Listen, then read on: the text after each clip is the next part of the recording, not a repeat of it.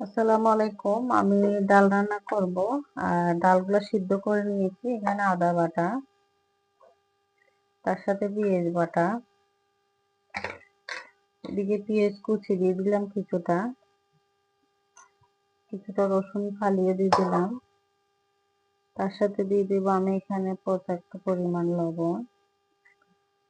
লবণ দিয়ে দিলাম, স্বাদ মতো হলুদ দিয়ে দিলাম আমি আমার পরিমাণ মতো। তার সাথে দিয়ে দেবো আমি রসুন বাটাটা।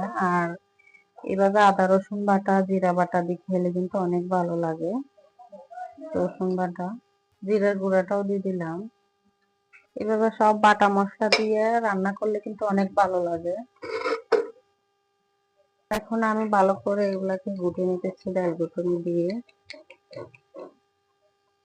কাঁচামরিচ ফালিগুলো দিয়ে দিলাম। এই পর্যায়ে ডালটা যখন ফুটে যাবে তখনই আমি রান্না করব। যেহেতু ঈদে অনেক মশলা জাতীয় খাবার খেয়েছি, তার জন্য আজকে নর্মাল খাবো, আলু ভর্তার ডাল। আর এদিকে আমি আলুগুলো সিদ্ধ দিয়ে রাখছি, এখনো ছিলি নাই। অবশ্যই ভর্তা বানালে আপনাদের দেখাবো। আর যারা আপনারা আমার ভিডিও কষ্ট করে দেখেন তাদেরকে অনেক ধন্যবাদ, অনেক অভিনন্দন। পেঁয়াজ আমি আলু ভর্তার জন্য দিলাম। আর এদিকে এক পাশে রসুন আর পেঁয়াজ দিলাম তেল লাগানোর জন্য ডাইলে। আর দেশি রসুনটা আমি ছোট ছোট করে কেটে দিয়েছি। আর আলু ভর্তার পেস্টটা আমি তুলে নিব, কারণ এভাবে তুলে নিলে আলু ভর্তাটা মানে তাড়াতাড়ি গান্ধাও মানে নষ্ট হয় না। তাছাড়া আপনার দেখা যাচ্ছে যে তেলের ভাজাটার কারণে অনেক ভালো লাগে। হালকা ভেজেছি আমি, পুরাটা ভাজিনি। কাঁচা পেঁয়াজের একটা টেস্ট আছে। আর এদিকে আমি এখন তেল দাগিয়ে দিব।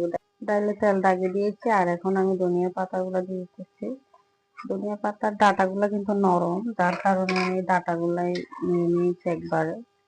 আর এরকম আপনারা বিয়ে বাড়ির স্টাইলে ডালটা খাইবেন, মানে খাইলে অনেক ভালো লাগবে। এটার ফ্লেভারটা কিন্তু পুরোটাই মনে হচ্ছে এটা বিয়ে বাড়ির ডাল, যেরকম গরম মশলা দিয়ে রান্না করে একদম পারফেক্টলি হয়েছে ডাল।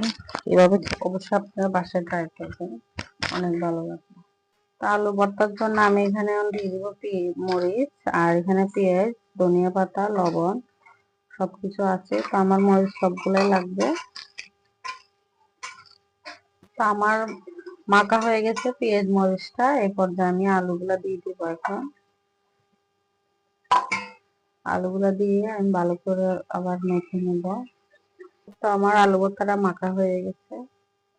আর এটা কিন্তু অনেক স্বাদ হয়েছে আলু ভর্তাটা।